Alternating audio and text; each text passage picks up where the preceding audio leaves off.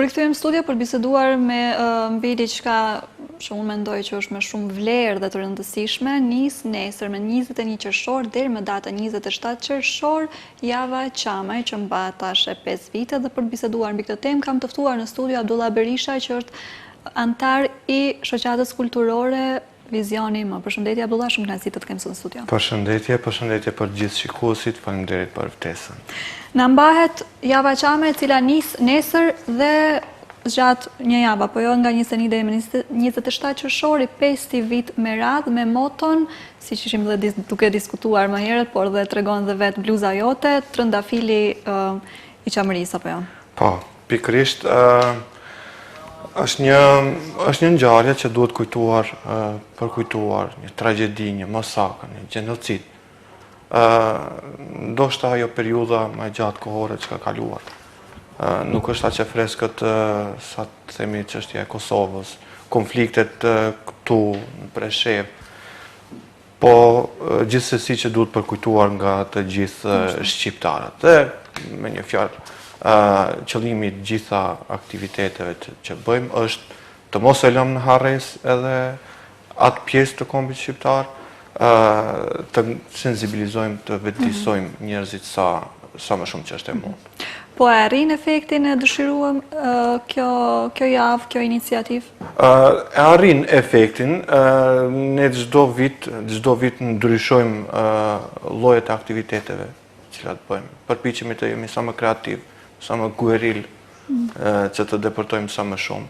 Gjithsesi janë edhe rrjetet sociale tashmë që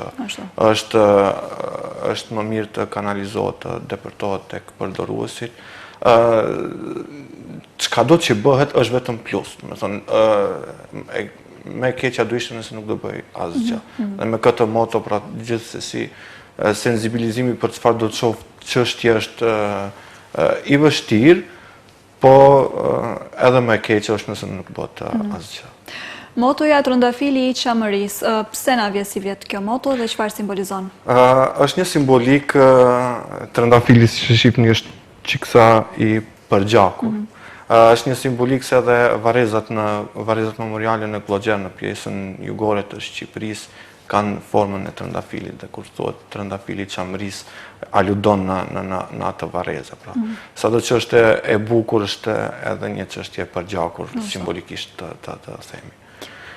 I 5 vit me radhë, kur jemi tek organizimi, tek marrja e iniciativës, tek grupimi njerëzve apo dhe vetë planifikimi i tërë javës, si qëndrojmë më mirë, mbështetja, ndoshta ka ardhur më lehtë pak si vjet, i 5 vit me radhë. Diskutoj që besoj është mund dhe lodhja e pa diskutuar. Se çdo herë tentojmë të jemi më kreativ, nuk është se i përsërisim ka ndonjë aktivitet që përsëritet, por nuk përsëritet komplet agjenda e aktiviteteve, dhe gjithsesi çdo vit ka sfida të reja, qoftë me institucionet, qoftë me shoqata bashkëpunëtore, qoftë me etj. Por kërkon atë mundin e vet, kërkon sakrificën e vet, nga shumë antar aktivistë shoqatës Vizioni M, ide, përpunime të ideve, realizimi i tyre. Nuk është se është çdo herë pas sfida, po deri më tash për si vjet mirë ka vajtur puna. Institucionet janë lajmëruar në kohë, përgatitjet janë lajmëruar në kohë, siç e shihni edhe pa filluar java, jemi stolisur themi me këto shenja, pra të gjitha përgatitjet janë në përfundim e sipër për të vijuar, urojmë gjithçka në mbar. Domethënë fillojmë, startojmë nesër, gjithçka është gati për nesër apo jo? Po, fillojmë nesër.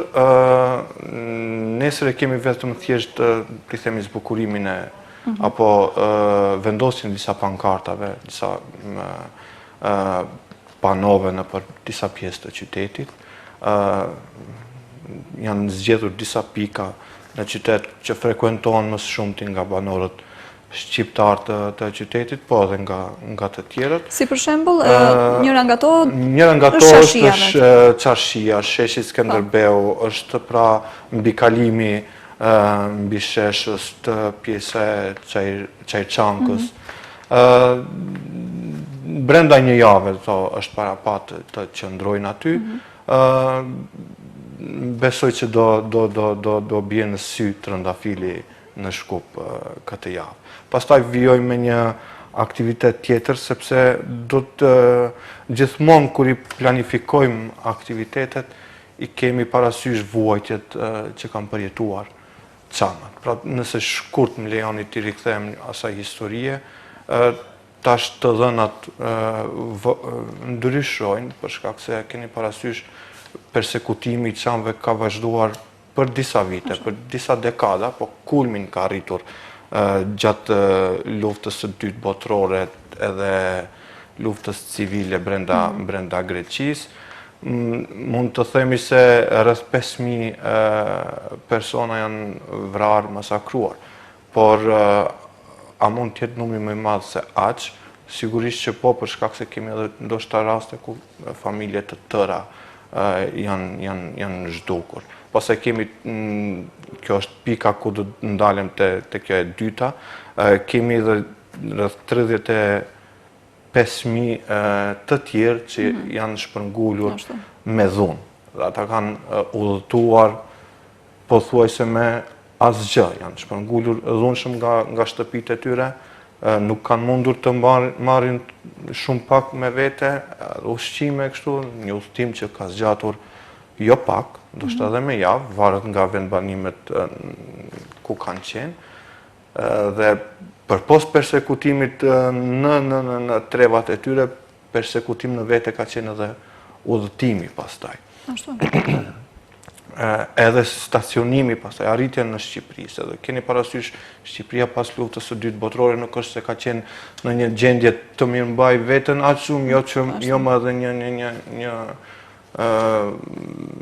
numër të madh t'i quajmë të migrantëve, edhe pse ata nuk janë migrantë. Kështu që ne kemi parapar një marsh përkujtimor në pyllin e Gazibabës, për të bërë një hiking simbolik për ta përkujtuar ato peripecite të shpërngulurve. Atë udhëtimin sfidues dhe shumë të vuajtur që kanë bërë. Ndoshta dikush vetëm nëna me fëmijët, burrin e vrarë, e kundërta e tjerë. Familjet që nuk kanë mundur të gjejnë anëtarët e tyre, po pastaj janë gjetur. Janë tema shumë prekse, ndoshta edhe shumë të rënda për një emision pasdite, po gjithsesi është shumë e rëndësishme të flitet, është diçka që duhet ta linë sidomos gjeneratat e reja ose dikush. Është shumë e rëndësishme që ti përkujtosh. Kjo, domethënë, ngjitja apo hiking në ndodh me datë 22 qershor apo jo? Po kemi zgjedhur ditën e diel, 22 qershori, pasdite. Tash ne ja lehtësojmë vetes dhe antarëve dhe të gjithë të interesuarve çështjen, po është një ngjarje simbolike, të them pra. Ata kanë udhëtuar me ditë me natë, kanë fjetur në qiell të hapur pa ndonjë strehim, e tash ne vetëm simbolikisht. Kanë qenë pa rroba, kanë qenë pa ushqim, kanë qenë pa gjërat më bazike. Pikërisht. Kemi pastaj edhe gjatë strehimit edhe shumë persona që humbin jetën, që vdesin nga uria më pas. Ajo që bëjmë ne është një simbolik shumë e vogël në krahasim me. Por që gjithsesi tregon shumë. Po, patjetër ne. Gjatë gjithë kësaj, mos harroj të them, gjatë gjithë kësaj jemi shumë aktiv në rrjetet sociale. Shfrytëzoj rastin nëse më lejoni ti bëj ftesë të gjithë shikuesve të ndjekin faqet Trëndafilit Çamërisë në Facebook, në Instagram dhe në rrjetet tjera sociale. Nëse nuk kanë mundësi të marrin pjesë në aktivitetet, paktën nuk është e them të marrin pjesë në aktivitetet tona, po të paktën të kenë qasje për të informuar, për të sensibilizuar. Në më që jemi tek informimi njerëzve, janë aktivitetet të qasshme dhe të hapura për të gjithë, apo varësisht? Janë të hapura, të gjitha janë të hapura, të gjitha këto që i folëm të paktën, po ka ca aktivitete që janë të natyrës për pak më të mbyllur, ose më të kufizuar, të themi, si për shembull zbukurimi, vendosja e banderoleve do bëhet nga aktivistët tanë. Në marsh besoj që mund të jetë pjesë çdo kush që shpreh dëshirën çdo kush që shpreh dëshirë, mjafton të paraqitet të sheh në fakt në rrjetet sociale rrutën, marshutën që do të publikohet paraprakisht, të paraqitet aty në kohën e caktuar dhe mund t'i bashkangjitet grupit. Vazhdojmë me 23 qershor, ditë e hënë. Të hënën kemi një nga këto aktivitetet guerile, nëse më lejoni, është shpërndarja e trëndafilave. Pra aktivistë të shoqatës do shpërndajnë trëndafila në përçarshi, bashkangjitur me një porosi, me një letër porosi që do të përkujtoj gjenocidin Çam. Kjo do realizohet në ora 4 dhe besoj që do ngjall interesin të gjithë ata që janë kalimtar të rastit, po ashtu do kemi edhe një ekspozit si dhe pikturim në vendngjarje. Kemi ca fotografi vite me radhë që i kemi të siguruara, ato do të ekspozohen të sheshi Skënderbeu, po njëkohësisht do kemi edhe artistë që do bëjnë piktura në vendngjarje. Po, në vendngjarje, do ndodh aty për aty pikturimi. Kë do kemi të ftuar nëse mund? Kemi në koordinim me artisten Semra Rashidi, nëse nuk gaboj, dhe grupin e saj të bashkëpunëtorëve, jemi në koordinim me ta, ata do të paraqiten aty, kanë shprehur vullnet. Shumica nga këto aktivitete që bëhen në bazë vullnetare. Dhe është sigurisht një krahje, një përkrahje e fuqishme kur sheh që ke bashkëmendimtar dhe bashkëidator për të vijuar rrugën. Njerëzit apo thjesht kalimtar të rastit që shohin këto aktivitete, qoftë kur ju jepni trëndafilat apo ekspozita të ndryshme, marshe dhe çdo gjë që bëni, ka ndodhur rast kur ju zgjohet interes dhe vinë ju pyesin apo duan të dinë më tepër, qoftë shqiptar apo dhe të huaj rreth javës Çame, dhe aktiviteteve që bëni? Patjetër. Neve gjithmonë jemi aty prezent dhe kushdo që shfaq interes, nësa i bën një hap, një i bën 2 o 3. Vazhdojmë duke shpjeguar ngjarjen, simbolikën, gjenocidin, e kështu me radhë, ka interes dhe ka sadokudo arrin atë efektin e vetë aktiviteti. Institucionet se janë të pranishme, janë mbështetëse, flasim mbi një gjenocid sado që nuk njihet dhe nuk njihet shpesh nga ca qarqe të caktuara si gjenocid, janë të pranishëm, kanë mbështetjen e tyre, ofrohen në kohë? Po, jo çdo herë do të jemi të sinqert, nuk është se ndonjëherë na kanë bërë problem, po do dalim pastaj kur të vazhdojmë me pikat me rend. Për shembull, është një nga aktivitetet guerrili që ne çdo herë bëjmë për të tërhequr edhe vëmendjen e mediave. Dorëzojmë letër protestuese në ambasadën greke në Shkup. Viteve të kaluara kjo është bërë në një formë paksa më masive, 10 aktivistë kanë shkuar aty. Për 10 aktivistë ka pasur 3 fish më shumë, ka pas raste kur ka pas 3 fish më shumë forca policore, dhe pse ngjarja është lajmëruar si e qetë, lajmëruar me paqësore, me organizator, me të gjitha të dhënat e duhura, por është një tendencë kjo për ndoshta frikësim, për nxitje, për ashtu me radhë, po në të shumtën e rasteve ndodhe që në komunën e Çajirit të bëhen aktivitetet, kemi pasur për krahjen e tyre, viteve të kaluara kemi pasur edhe koncerte më masive dhe nuk është se ka munguar të paktën leja, nuk është e nevojshme të ndoshta të përkrahet aq shumë, mjafton që të mos bën pengesa ndonjëherë. Shpesh, po, kjo mjafton që thjesht ndoshta mos pengimi ose ndalimi. Absolutisht. Me datë 23 qershor vetëm të përmendim dhe 3 lokacione do jenë apo ku do shfaqen këto ekspozita? Ekspozita do jetë në sheshin Skënderbeu, por shpërndarja e trëndafilave pasi janë parapar diku më shumë në numër, ndoshta rreth 200 trëndafil, do shpërndahet edhe aty ke ekspozita edhe ke ura pranurës Gurit, në disa lokacione në Çarshi, ndoshta për të pasur edhe vëmendjen e ca turistëve, kalimtarëve të rastit, besoj që do arrijmë efektin e vet. Vazhdojmë me 24 qershor e martë, po e shpalosim programin tërë javës në mënyrë që çdo kush na dëgjon dhe na ndjek do ketë do jetë më i mirë informuar se çfarë mund të shohë dhe çfarë mund të pret nga java çame. Dhe po ashtu nëse don të jetë pjesë apo t'ju bashkangjitet aktiviteteve. Me 24 qershor ditë e martë tribun përkujtimore me njohës të çështjes çame. Te kjo pikë kemi disa çështje ndoshta ku duhet të ndalem. Sa për informat, tribuna është në ora 6 në një hotel në Shkup, në rrjetet sociale do të jenë edhe më në detaje të informuar të gjithë të interesuarit. Por fillimisht ideja për këtë ishte që të kemi edhe bashkëbisedues maqedon etnik, sepse fundjat njëjtën fat që ka përjetuar popullsia çame, ka përjetuar edhe popullsia maqedone e rajonit të Egjeu. Fundja ka të bëjë me një çështje humane para së gjithash, me të drejtat njerëzore para së gjithash, që u mohohen edhe çamëve edhe maqedonëve. Dhe për këtë ne bëm hapin duke kontaktuar njohës të çështjeve të maqedonasve të Egjeut, historian, kështu me radhë, të punësuar në institutin, personat punësuar në institutin e historisë, por fatkeqësisht nga 5 profesor, nga 5 persona që kemi kontaktuar të qytetit Maqedonas, nga asnjëri nuk kemi marrë përgjigje pozitive. Kështu që ne gjithsesi që duhet mbajmë aktivitetin, po aktiviteti do mbahet ndoshta me një formë edhe më të bukur, në aspektin se kemi arritur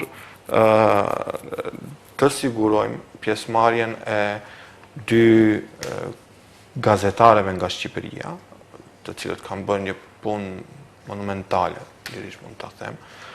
Bëhet fjalë për zonën Luljeta Progni dhe Admirina Peçi.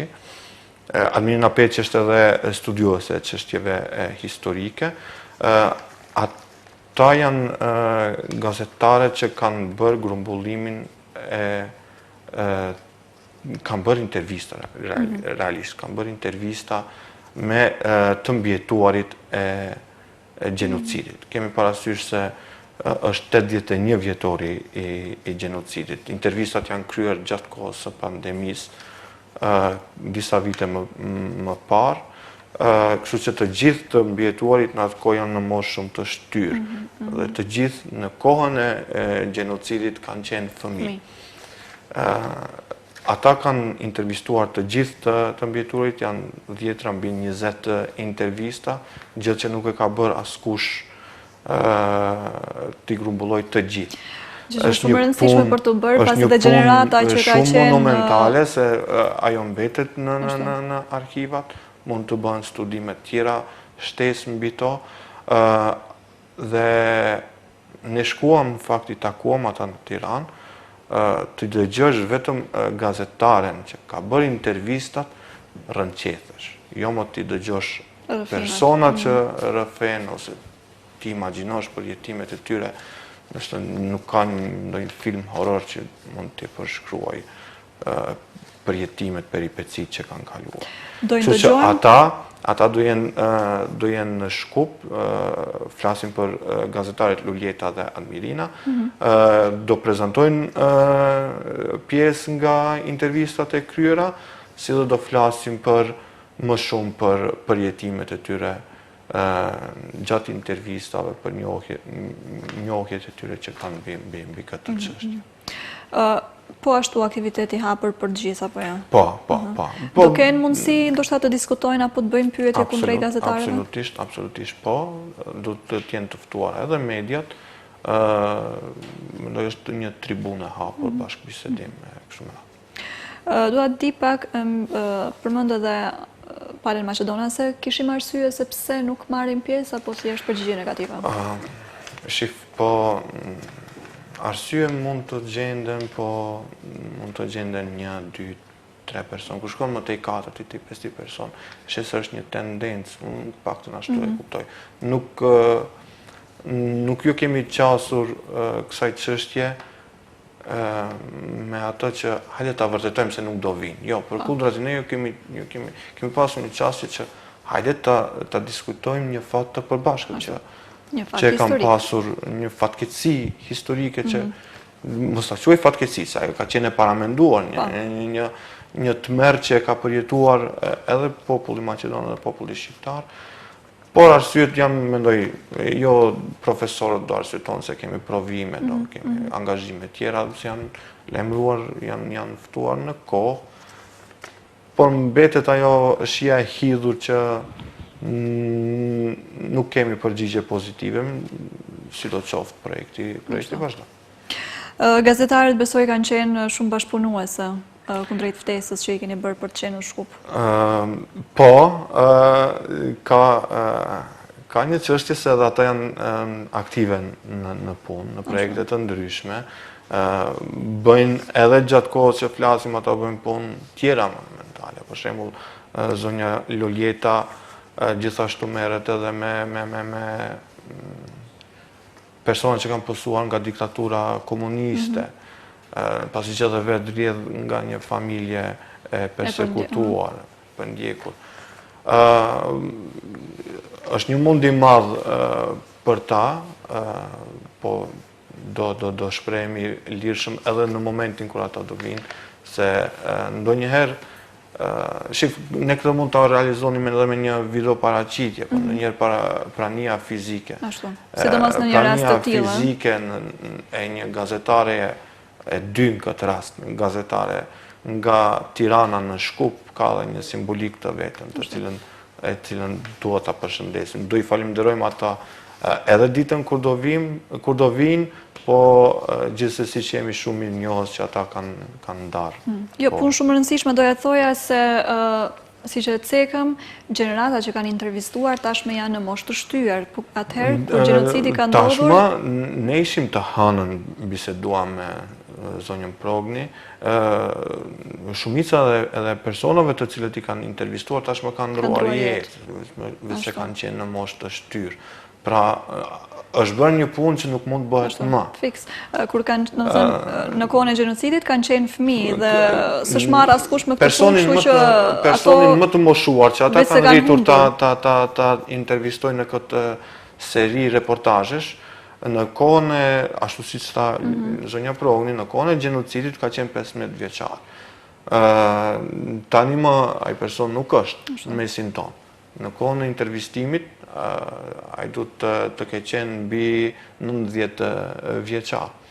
Kështu që keni parasysh se kanë bërë një punë që nuk mund të bëhet më dhe mbetet në memorien e një populli të tërë. Është një punë monumentale. Urojmë që sado pak nga këto storia apo rrëfime, ata të paktën t'ju kenë kaluar gjeneratave që i kanë lënë pas, në mënyrë që mos të humbet komplet ose mos harrohet kjo. Patjetër, në Shqipëri kemi edhe kontakte dhe bashkëpunime, po në Shqipëri ka shoqata dhe fondacione të veçanta që merren me çështjen çame, janë të jetë aktiv. Do me thonë, nuk është se popullsia nuk e ndjen këtë temë, e tash a përpunohet në kjo temë, a merret parasysh nga politika, qoftë në Shqipëri, qoftë kudo, ajo është një çështje tjetër, po megjithatë shoqatat, fondacionet e bëjnë punën e tyre dhe sensibilizimi është në nivel. Me datë 25 qershor, ditë e mërkur, karvan me vetura të zbukuruara me simbole çame dhe kombëtare fillon ora 1 nga Mepso në Butel deri tek sheshi Skënderbeu. Po, dhe kjo është një nga ta aktivitetet ku duam të kryejmë çik më shumë zhurmë për të tërheq vëmendjen e masës. Parashikohet diku mbi 30 vetura të mblidhen me një vend të caktuar, siç e cekët të kalojnë me një shpejtësi më të ngadalë, me çik muzikë më shumë, muzikë çame, me flamuj kombëtar, me flamuj të logos që kemi për elemente çame, ta kalojnë tërë këtë pjesën shqiptare që banohet në Shkup dhe ta arrijnë në sheshin Skënderbeu. Edhe kjo është një nga ta aktivitetet ku, siç e thash, duam të tërheqim vëmendjen e masës e të thotë çfarë ndodh. Po bëhet një marsh, një karavan, një protestë, po për çfarë teme, po për këtë temë. Janë nga këto gjërat pak më të zhurmshme kjo. Por këtu e kemi parasysh të ndërpreva, më fal. Jo, e bëjmë listën për shkaqe sigurisë, sidomos autoritetet janë të njoftuara, e përpilojmë ne listën e pjesëmarrësve në karvan dhe nuk do ishte e pëlqyeshme që të vinë njerëzit me vetura, se mund të shkaktojnë incidente. Jo, kjo është diçka, domethënë, me data 25 shtator, veç se është e përmbyllur, le të themi, është gjithçka e verifikuar, numri është i limituar, është gjithçka e marrur vesh dhe e paremëruar tek institucionet, Kështu që kjo nuk është se qytetarët mund thjesht ndoshta të jenë pjesëmarrës në mënyrë që t'ju shohin ose t'ju përkrajnë. Qytetarët do ndëgjojnë zhurmën. Ashtu, ta themi kështu, do ndëgjojnë zhurmën. Më pas kemi edhe këtë dorëzimin simbolik të letrës pranë ambasadës greke. Do bëjmë dorëzimin, po do bëjmë dorëzimin pa pranita aktivistëve të shumë, thjesht në mënyrë simbolike për të ndonjëherë nuk e pranojnë atë letrën, arsitohen se ambasada është e mbyllur e kështu me radhë, po ne do jemi aty dhe do bëjmë dorëzimin e letrës. Në gjitha këto aktivitete, shfrytëzoj rastin të falenderoj Televizioni Shenja si sponsor medial, ta quaj ashtu, jo vetëm këtë vit, po për vite me radhë ka qenë pranë nesh, kështu që një falenderim i madh për gjithë stafin. Dhe do kemi apo jo mentat 26 qershor një program të posaçëm për Çamerin në emisionin Bota në Fokus apo? Absolut, jemi në koordinim me sipër me kolegun Igor, me Abdiun, do shohim çfarë do mundemi të bëjmë, besoj që do të dalë diçka e bukur. Dhe për fund me datë 27 qershor dhe dita përmbyllëse e gjithë aktivitetit të premte vizita tek varrezat masive në Glogjer në Republikën e Shqipërisë. Po kjo në fakt është e paracaktuar nga shoqatat dhe aktivistët në Shqipëri, data si datë, ndoshta do të definohet akoma, por ne simbolikisht shkojmë një numër i caktuar i aktivistëve thjesht për të qenë aty, për të treguar se nuk janë vetëm, për të shprehur atë mbështetjen morale sadopak simbolike. Është aty një aktivitet goxha i madh me shumë persona nga gjithë shqiptaria, ta quaj, edhe me familjar tani më të mbjetuarve. Dhe është çdo herë një përjetim i rënd, po njëkohësisht edhe një lloj satisfakcioni që ishe shumë shqiptar nga treva të ndryshme në një vend. Abdullah, për fund, doja të dija pak a shumë gjatë tërë 5 viteve, cilat aktivitete kanë tërhequr pak më shumë vëmendjen kundrejt qytetarëve? Po nuk mund ta thuash me siguri se ndoshta nëse do doja ta veçoja ndonjë aktivitet, është në mos gaboj vitin e kaluar ose para 2 viteve, mos gaboj, kemi pasur edhe një koncert me artistë që performojnë muzikë çame edhe artistë të tjerë rock. Ndoshta ai ka qenë një ngjarje më masive, po ndonjëherë ndonjë aktivitet që mund të mos duket i madh në shikim të parë, mund të arrijë efektin që nuk mund ta imagjinosh.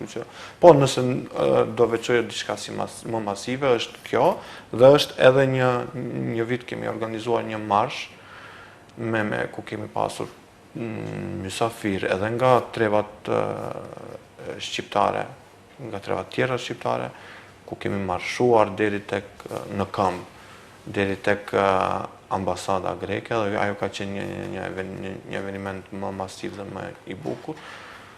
Por, them edhe njerë, ndoshta një aktivitet që nuk mbush synin, si themi ne, mund të arrijë efektin e madh.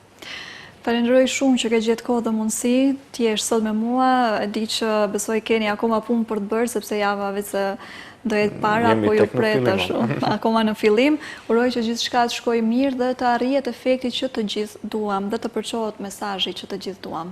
Faleminderit edhe juve edhe një herë ta shfrytëzoj rastin të bëj thirrje të gjithë, Patjetër. të gjithë shikuesve, të gjithë opinionin që nuk është patjetër të ndjekin në aktivitetet tona, po të sensibilizohen të informohen, të bashkë ndjenjë me diçka. Dhe nëse ajo ka ndodhur para 81 viteve, nëse ata informohen se nuk desha ta prish, si të themi, ta prish atmosferën e mesditës me informacione shumë të rënda, po nëse shikuesit hyjnë dhe lexojnë, informohen se çfarë lloje masakrash, për çfarë lloje masakrash bëhet fjalë, edhe nëse ka ndodhur para 80 viteve, edhe nëse gjeografikisht është më larg pjesës ku ne ndodhemi, niveli dhe brutaliteti i masakrave është Kudo që ndodhemi, ajo është plagë e hapur për gjithë neve, për gjithë shqiptarët.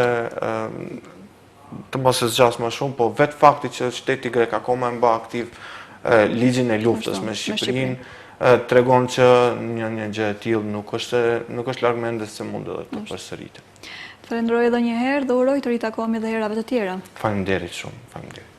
E ta është të dashur, erdhi koha t'ju përshëndes dhe unë dhe për këtë javë duke ju bërë thirrje po ashtu dhe unë që të ndiqni aktivitetet e javës çame dhe po ashtu ndoshta të informoni pak më tepër mbi çamërinë, ajo vazhdon të jetë një plagë e hapur për gjithë neve kudo që ndodhemi, domethënë të gjithë shqiptarët. Uroj që të kaloni një fundjavë sa më të këndshme, ne ritakohemi sërish të hënën në të njëjtën orë. Mirupafshim.